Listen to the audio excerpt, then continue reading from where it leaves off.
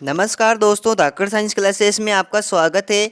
आज हम बात करेंगे राजस्थान जीके की। इससे पहले हमने 3 मॉडल पेपर हैं वो कि जो कि इंडिया जीके के थे वो सोल्व कर लिए हैं। और आज हम राजस्थान का जीके क्वेश्चन राजस्थान के लेंगे। सारे क्वेश्चन राजस्थान से संबंधित होंगे क्योंकि राजस्थान जीके भी एग्जाम में पूछा जाता है। तो चलिए, हमने तीसरे मॉडल पेपर का लास्ट आंसर कर आपको दिया था कि इसका आंसर कमेंट बॉक्स में बताइए। तो आपने बहुत ही अच्छे कमेंट किए थे और अच्छे आंसर बताए थे कि कर्क रेखा है जो कि भारत के कितने राज्यों से होकर गुजरती थी। हमारा क्वेश्चन ये था। तो आप सभी ने कहा कि कर्क रेखा भारत के 8 राज्यों से होकर गुजरती है। चलिए, मैं उन 8 राज्यों का आपको नाम बता देता हूँ। पहला है गुजरात, दूसरा है राजस्थान, तीसरा है मध्य प्रदेश, चौथा है उत्तर प्रदेश और पांचवा है झारखंड, छठा है पश्चिम बंगाल, सातवां है और मिजोरम, त्रिपुरा और छत्तीसगढ़। पहला कौन सा है आपको याद रखना है। गुजरात, राजस्थान, मध्य प्रदेश, उत्तर प्रदेश, झारखंड, पश्चिम बंगाल, मिजोरम, त्रिपुरा और छत्तीसगढ़। इन 8 ही राज्यों से होकर कर्क रेखा गुजरती है। तो चलिए, अब हम आज की क्लास को स्टार्ट करते हैं। ये तो हमारा कल का आंसर था। आज का क्वेश्चन, हमारा पहला क्वेश्चन आ गया है आपके सामने जो कि बहुत इंपॉर्टेंट है। आरएस में तक ये क्वेश्चन पूछा हुआ है कि क्वेश्चन है कि मेरी माँ रोती है तो रोने दो, अन्य सैकड़ों माताओं के रोने का कारण नहीं बन सकता। यानी कि ये कथन है जो किस क्रांतिकारी ने कहा था। 1800 किस क्रांतिकारी ने कहा था। तो इसका आंसर है ऑप्शन ए है हमारे पास केसरी सिंह बारट, बी है जोरावर सिंह बारट और सी है प्रताप सिंह बारट और डी है सागरमल गोपा। यानी कि 1, 2, 3 इसके आज हमारे ऑप्शन गणित की संख्याओं में। तो पहला ऑप्शन है केसरी सिंह बारट। तो जल्दी से इसका आंसर बताइए, इसका आंसर क्या होगा। क्वेश्चन बहुत इंपॉर्टेंट है, आरएस में तक पूछा हुआ क्वेश्चन है। तो इसका आंसर रहेगा प्रताप सिंह बारट। दोस्तों, ये बहुत ही महान स्वतंत्रता संग्राम के क्रांतिकारी थे। ये इन्होंने मतलब बहुत ये थे, इनकी जीवनी एक बार आप गूगल पे जाके जरूर पढ़ना। तो चलिए दूसरे क्वेश्चन की ओर बढ़ते हैं हम। दूसरा क्वेश्चन है हमारे कि किस सेनानी ने, यानी कि किस सेनानी ने 1857 की क्रांति के समय अपनी सारी संपत्ति, यानी कि संपत्ति है जो तात्या तोपे को दे दी थी। ये ऑप्शन 1 है हमारे पास कि लक्ष्मण सिंह खरवा, ऑप्शन 2 है अमरचंद भाटिया और ऑप्शन 3 है कि गोपाल खरवा और ऑप्शन 4 है स्वामी कुमारानंद। तो इसमें जल्दी से इसका आंसर बताइए कि क्या होगा इसका, कि किस स्वतंत्रता सेनानी ने 1857 की क्रांति में अपनी सारी संपत्ति तात्या टोपे को दे दी थी। तो इसका आंसर जाएगा अमरचंद भाटिया। अमरचंद भाटिया है, इन्होंने अपनी सारी संपत्ति किसको दे दी थी, तात्या टोपे को। इसीलिए इसे राजस्थान का प्रथम 1857 की क्रांति का प्रथम अमर शहीद कहा जाता है। किसे, इसे अमरचंद भाटिया को। इसे राजस्थान के 1857 की क्रांति का प्रथम अमर शहीद कहा जाता है। भारत की बात करें और इसे और किस नाम से जाना जाता है, अमरचंद भाटिया को राजस्थान का मंगल पांडे। क्या बहुत इंपॉर्टेंट क्वेश्चन है, पूछा हुआ क्वेश्चन है कि राजस्थान का मंगल पांडे किसे कहते हैं। राजस्थान का मंगल पांडे अमरचंद भाटिया को कहते हैं। किसे कहते हैं, अमरचंद भाटिया को राजस्थान का मंगल पांडे कहते हैं। क्यों कहते हैं, क्योंकि भारत में 1857 की क्रांति में प्रथम शहीद कौन हुए थे, तो मंगल पांड्या हुए थे। और राजस्थान में कौन हुए, तो अमरचंद भाटिया हुए थे। इसलिए इसे मंगल पांडे की उपाधि दी गई थी। नेक्स्ट क्वेश्चन की हम बात करते हैं। नेक्स्ट क्वेश्चन आपके सामने है कि थोड़ा इसे ऊपर कर लेते हैं। नेक्स्ट क्वेश्चन है कि प्री विपर्स क्या हैं, यानी कि जो ये प्री विपर्स हैं ये क्या हैं। ऑप्शन ए है, ऑप्शन 1 है कि लगान, ऑप्शन 2 है मुद्रा का प्रकार, ऑप्शन 3 है शासकों का भत्ता और ऑप्शन 4 है युद्ध प्रणाली। तो ये क्या है, प्री विपर्स क्या है। क्वेश्चन बहुत इंपॉर्टेंट है, पूछा जा सकता है ये क्या है। तो ये है शासकों का भत्ता। जैसे अभी आप बेरोजगारी भत्ता सुनते हो, वैसे ये शासकों का भत्ता होता था जो मतलब राजा के परिवार को दिया जाता था। तो उसे ही क्या कहते हैं, प्री विपर्स कहते हैं। ये नोट कर लो, बहुत इंपॉर्टेंट क्वेश्चन है, पूछा जा सकता है। कुछ पता ही नहीं चलेगा कि ये आंसर क्वेश्चन कहाँ से पूछा हुआ है। नेक्स्ट क्वेश्चन है हमारे कि 1 नवंबर 1956 को राजस्थान में जिलों की संख्या थी, यानी कि 1 नवंबर 1956 को जब राजस्थान अस्तित्व में आया तो उस समय राजस्थान में जिलों की संख्या कितनी थी। तो उस समय जिलों की संख्या थी 26। कितनी थी, 26 थी। और 26वां जिला कौन सा था, तो 26वां था हमारे अजमेर। कौन सा था, अजमेर। और अगर 27वां पूछ ले तो 26वां तो था अजमेर। दूसरा नंबर पर 27वां कौन सा था, धौलपुर। और 28वां बारह था। इनका क्रम एक एग्जाम में पूछा हुआ है कि 1 नवंबर 1956 को नवीनतम जिला कौन था, तो वो तो बना था हमारा अजमेर 26वां। और फिर 27वां कौन सा था, ऐसे क्वेश्चन पूछा हुआ था कि इनको सुमेलित कीजिए। तो आप अजमेर, धौलपुर और बारह को याद रखना, ये 1 नवंबर के बाद बनाए गए थे। नेक्स्ट क्वेश्चन आपके सामने हर एग्जाम में पूछा हुआ है कि राजस्थान के इतिहास का पिता कहा जाता है। कि राजस्थान के इतिहास का पिता किसे कहते हैं, यानी कि father of history Rajasthan father of history. तो ऑप्शन 1 है आपके सामने सूर्यमल मिश्रण, बी है मोनोत नैन्सी, सी है गौरी शंकर ओझा और चौथा ऑप्शन है आपके सामने कर्नल जेम्स टोड। तो जल्दी से इसका आंसर बताइए। इसका आंसर क्या होगा कि राजस्थान के इतिहास का पिता कहा जाता है, किसे कहा जाता है? तो ये कहा जाता है कर्नल जेम्स टोड को। कर्नल जेम्स टोड को क्यों कहा जाता है? क्योंकि इन्होंने राजस्थान का सर्वप्रथम इतिहास लिखा था, मतलब संगठित इतिहास लिखा था। और कर्नल जेम्स टोड का दूसरा नाम की बात करें तो इसे घोड़े वाले बाबा भी कहा जाता है। क्वेश्चन पूछा हुआ है कि घोड़े वाले बाबा, इतिहास में घोड़े वाले बाबा किसे कहा जाता है? तो कर्नल जेम्स टोड को कहा जाता है। और कर्नल जेम्स टोड ने ही माउंट आबू यानी कि गुरु शिखर, गुरु शिखर का नाम सुना होगा, राजस्थान की सबसे ऊंची चोटी, पर्वत चोटी है। गुरु शिखर को क्या कहा था कर्नल जेम्स टोड ने? क्वेश्चन पूछा हुआ है कि गुरु शिखर को कर्नल जेम्स टोड ने क्या कहा? तो क्या कहा था? संतों का शिखर। क्या कहा था? संतों का शिखर। संतों का शिखर किसने कहा? तो कर्नल जेम्स टोड ने कहा। और किसके लिए कहा? तो गुरु शिखर के लिए कहा कि यह संतों का शिखर है। और ये क्वेश्चन और पूछा हुआ है कि कर्नल जेम्स टोड के गुरु का क्या नाम था? तो इनके गुरु का नाम था यति ज्ञानचंद्र। क्या था? यति ज्ञानचंद्र। यति ज्ञानचंद्र कौन थे? तो कर्नल जेम्स टोड के गुरु थे। यति ज्ञानचंद्र हैं जो कि कर्नल जेम्स टोड के गुरु थे। और ये यति ज्ञानचंद्र कहाँ के निवासी थे? ये भी एग्जाम में पूछा हुआ। तो ये कहाँ के निवासी थे? ये मांडलगढ़ के। कहाँ के निवासी थे? मांडलगढ़। और मांडलगढ़ कहाँ पर है? ये भीलवाड़ा में है। अभी विधानसभा क्षेत्र है मांडलगढ़ जो कि भीलवाड़ा में है। और ये यति ज्ञानचंद्र है जो भीलवाड़ा के रहने वाले थे। और कर्नल जेम्स टोड राजस्थान में सर्वप्रथम यति ज्ञानचंद्र के पास ही शिक्षा लेने आया था। नेक्स्ट क्वेश्चन की बात करते हैं। नेक्स्ट क्वेश्चन आपके सामने आ गया, बहुत इंपॉर्टेंट क्वेश्चन है, पूछा हुआ क्वेश्चन है। ये आज मैंने क्वेश्चन लिए हैं जो सभी इंपॉर्टेंट है, आप सभी इनको अच्छी तरह से याद कर लो। क्वेश्चन है कि राजस्थान के किस नगर का नाम मोहम्मदाबाद रखा गया, यानी कि किस शहर का नाम है जो कि मोहम्मदाबाद रखा गया था मुगलों के टाइम में? तो ये रखा गया था ऑप्शन एक है जालोर, दो है चित्तौड़गढ़ और तीन है उदयपुर, और चौथा है सिवाना। तो इसे किसका नाम रखा गया था? तो उदयपुर का रखा गया था। उदयपुर का नाम क्या रखा गया था? मोहम्मदाबाद। और किसने रखा? तो अकबर ने रखा था। और हम बात करें तो इसका आंसर तो आपको इसका सी हो जाए, यानी कि 2 हो जाएगा, इस 3 हो जाएगा इसका आंसर उदयपुर। और इसके बात करते हैं सिवाना की, और इनकी बात करते हैं हम सिवाना।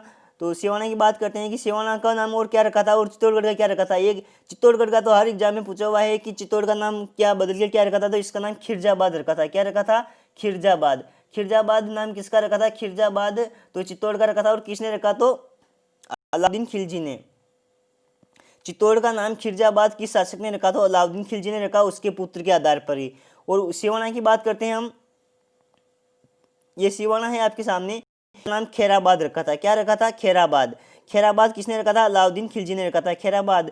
ये क्वेश्चन पूछा हुआ है हर एग्जाम में, ये हर एग्जाम में आया हुआ क्वेश्चन है कि खैराबाद और इनको सुमेलित कीजिए। इधर आपको ऑप्शन में दे देगा सिवाना, चित्तौड़, उदयपुर, फिर इनको आपको ऐसे दे देगा ऑप्शन में, फिर सुमेलित कीजिए 1 2 3 या ABCD लिख देगा। फिर आपको पूछेगा कि सिवाना का खैराबाद, चित्तौड़ का खिरजाबाद, उदयपुर का मोहम्मदाबाद। ऐसे मिलान में क्वेश्चन आ सकता है, ऐसे स्टार लगा लो, ये क्वेश्चन आ सकता है और रट लो इसको। मैं वापस दोबारा देता हूँ इनको कि किसका नाम क्या रखा गया था। तो इनकी हम बात करते हैं तो चित्तौड़ का नाम क्या रखा था? खिरजाबाद। उदयपुर का नाम क्या रखा था? मोहम्मदाबाद। और सिवाना का नाम क्या रखा था? खैराबाद। आप इनको भूलना मत, अच्छे से इनको याद कर लेना। नेक्स्ट क्वेश्चन आपके सामने आ गया है। नेक्स्ट क्वेश्चन भी बहुत इंपॉर्टेंट क्वेश्चन है। क्वेश्चन है कि राजस्थान का कौन सा दुर्ग पारीख दुर्ग की श्रेणी में आता है? क्वेश्चन बहुत इंपॉर्टेंट। राजस्थान का कौन सा दुर्ग है जो पारीख दुर्ग की श्रेणी में आता है? ऑप्शन 1 है जैसलमेर, 2 है लोहागढ़, 3 है भैंसरोगढ़ और चौथा है सिवाना दुर्ग। तो जल्दी से इसका आंसर बताइए कि राजस्थान का कौन सा दुर्ग है जो कि पारीख दुर्ग की श्रेणी में आता है? पारीख दुर्ग, पारीख का मतलब क्या होता है पहले आप ये समझो, यानी कि दुर्ग को 9 श्रेणी में बांटा हुआ है। 9 श्रेणी में पारीख दुर्ग, जल दुर्ग, आप उन श्रेणी को गूगल पे जाके सर्च करना, क्योंकि सभी श्रेणियां बताना ये वीडियो में संभव नहीं है। तो इसका आंसर बताइए कि राजस्थान का कौन सा दुर्ग है जो पारीख दुर्ग की श्रेणी में आता है। तो चलिए मैं आपको बता देता हूँ वो 9 श्रेणियाँ कौन कौन सी है, मैं आपको स्क्रीनशॉट के माध्यम से बता देता हूँ।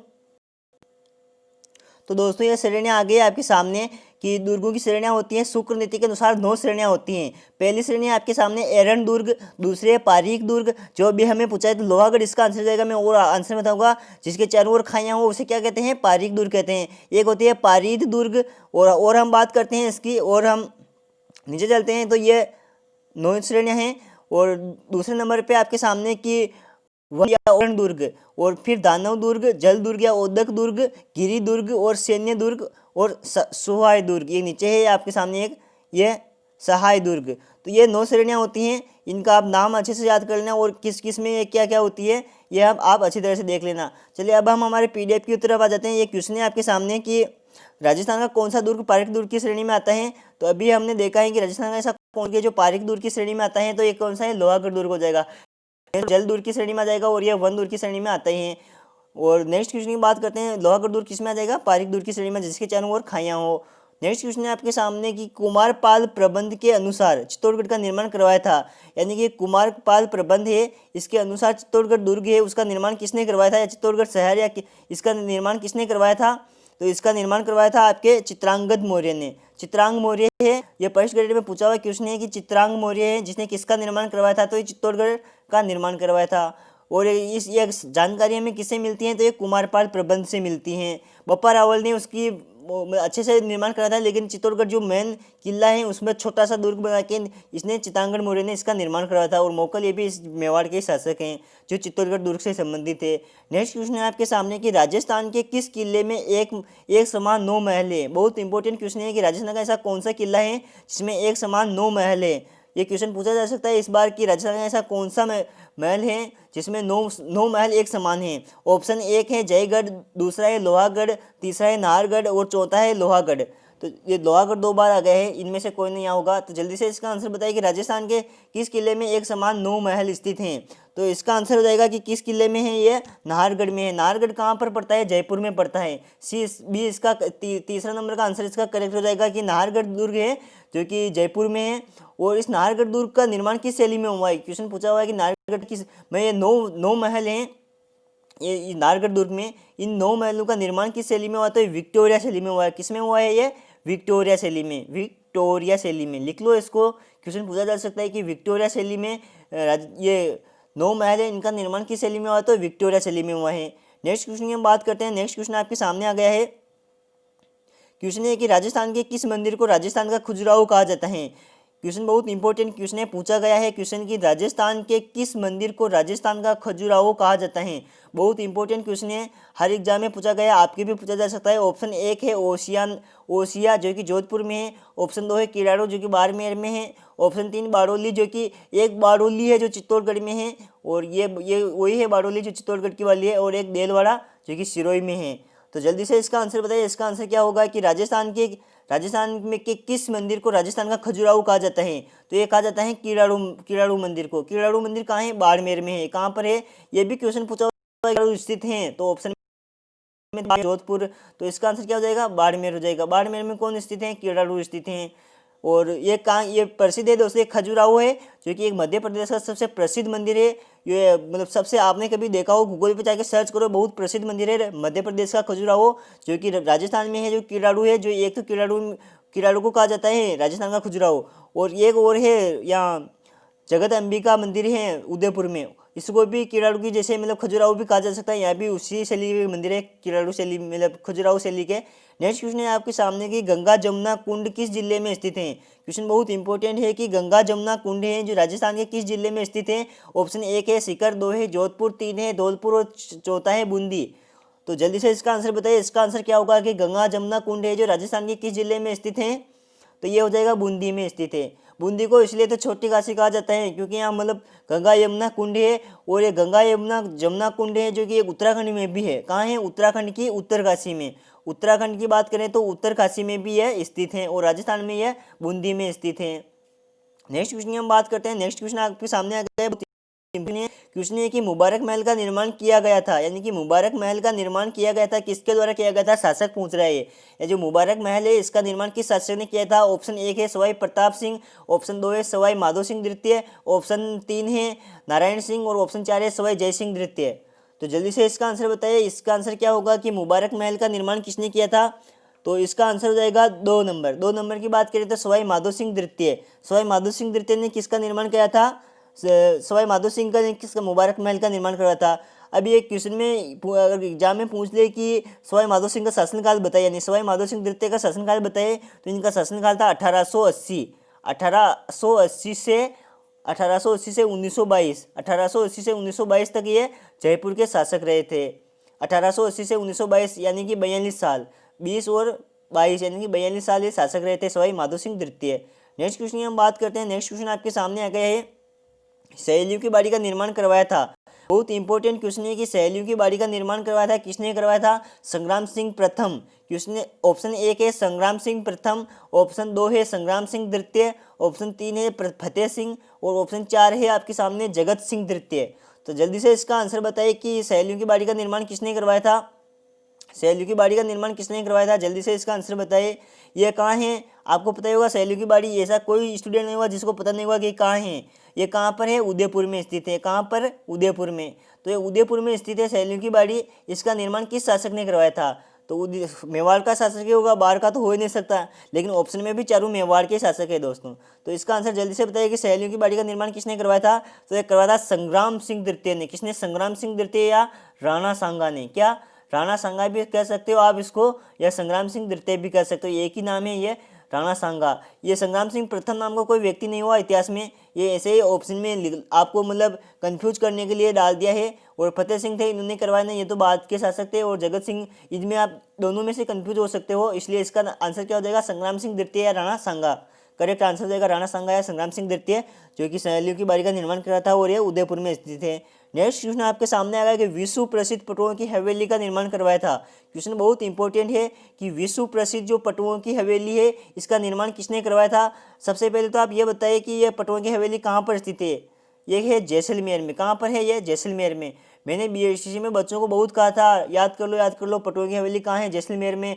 और इसी के साथ में मैंने बताया था कि ये अमर सागर महल है जो कहाँ पर स्थित है, अमर सागर, तो उसमें जैसलमेर। ये क्वेश्चन पूछा हुआ है दोस्तों। मैं आपको एक जानकारी दे दूं, जो मैंने बीएसटीसी के 10 मॉडल पेपर लिए थे। कितने मॉडल पेपर, 10 मॉडल पेपर लिए थे। उन 10 मॉडल पेपरों में से आपको पता होगा कि राजस्थान जीके के 50 क्वेश्चन आते हैं। 50 में से 40 क्वेश्चन बैठे हुए हैं। कितने, 40 क्वेश्चन। 40 क्वेश्चन ऐसे के ऐसे उन 10 मॉडल पेपरों में से बैठे हुए हैं। लगभग 20 क्वेश्चन तो ऐसे कॉपी पेस्ट हुए, जैसे मैंने ऐसे बताया ना कि ये आंसर, इसका आंसर ये होगा, ऐसे का ऐसा 20 क्वेश्चन कॉपी पेस्ट हुए हैं ऐसे का ऐसे बीएसटीसी में। बाकी के 20 क्वेश्चन हैं जो कि ऑप्शन पर आधारित थे, जैसे मैं बता रहा हूँ कि ऑप्शन में ये होगा, तो वैसे ऑप्शन में से वो चुन के आए थे। तो 40 क्वेश्चन सही हुए। बच्चे कमेंट करके कह रहे हैं कि सर आपके जो मॉडल पेपर है उनमें से 40 क्वेश्चन सही हुए हैं। तो ऐसे इनकी एडिशनल जानकारी होती है, उससे क्वेश्चन अधिक आते हैं, बाकी कॉपी पेस्ट होने की संभावना बहुत कम है। अब मैं कहता हूँ कि विश्व प्रसिद्ध पटुओं की हवेली का निर्माण करवाया था, तो इसमें से मैं आपको सिर्फ कह दूंगा क्या गुमान चंद्र बापना ने करवाया था। तो अब ये वहाँ ऑप्शन में ना मिलके इसका दूसरा नाम, अन्य नाम मिल जाए, तो इस गुमान चंद बापना का अन्य नाम क्या था, तो इसका नाम था गोमन चंद पटवा। क्या नाम था इसका, गोमन चंद पटवा, इसका दूसरा नाम था। और ये जैसलमेर में है। कहाँ है ये पटुओं की हवेली, जैसलमेर में। तो अब क्वेश्चन ऐसे नहीं आएगा, मान लो ये कॉपी पेस्ट नहीं हुआ, अब क्वेश्चन आ जाएगी पटुओं की हवेली स्थित है, ऑप्शन में आ जाएगा आपके जैसलमेर, जोधपुर, उदयपुर, चित्तौड़गढ़। तो कहाँ है, तो ये कहाँ होगी पटुओं की हवेली, जैसलमेर में होगी। नेक्स्ट क्वेश्चन हम बात करते हैं। नेक्स्ट क्वेश्चन आपके सामने आ गया है। नेक्स्ट क्वेश्चन है कि गणिकाओं के चित्र किस शैली में पाए जाते हैं। क्वेश्चन बहुत इंपॉर्टेंट है कि गणिकाओं के चित्र किस शैली में पाए जाते हैं। ऑप्शन 1 है बूंदी, 2 है जयपुर, 3 है अलवर और चौथा है किशनगढ़ शैली। किशनगढ़ शैली, ये मैं थोड़ा जूम आउट कर देता हूँ इसको। तो इसका आंसर बताइए कि ये कहाँ पाए जाते हैं, गणिकाओं के चित्र किस शैली में पाए जाते हैं। तो ये अलवर शैली में पाए जाते हैं, अलवर शैली में पाए जाते हैं। कहाँ पाए जाते हैं, अलवर शैली में। नेक्स्ट क्वेश्चन आपके सामने है, जिसका आंसर आपको कमेंट बॉक्स में देना है। क्या करना है, इसका आंसर आपको कमेंट बॉक्स में देना है। आंसर है कि भीलों का चितेरा नाम से जाने जाते हैं, यानी कि जो भीलू के चितेरा हैं वो नाम से जाने जाते हैं। ऑप्शन 1 है आपके सामने बूढ़ सिंह शेखावत, ऑप्शन 2 है राम गोपाल विजयवर्गीय, और ऑप्शन 3 है आपके समय में परमानंद गोयल चोयल, और ऑप्शन चौथा है गोवर्धन लाल बाबा। तो इसका आंसर आपको कमेंट बॉक्स में बताना है।